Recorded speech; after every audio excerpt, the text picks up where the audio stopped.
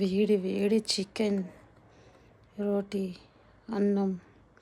Chicken అయితే పొగలు కక్కుపోతుంది. అబ్బా, ఎంత బాగుంది కదా,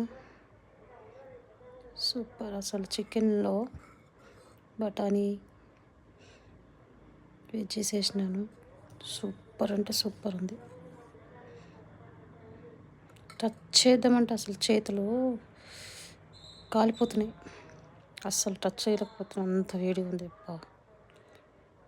తిందామని ఆశ ఉంది కానీ వేడి వల్ల తినలేకపోతున్నా, అంత వేడిగా ఉంది కదా.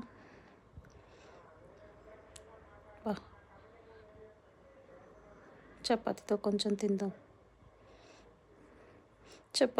తిందామని చెప్పి తీసుకున్నాను.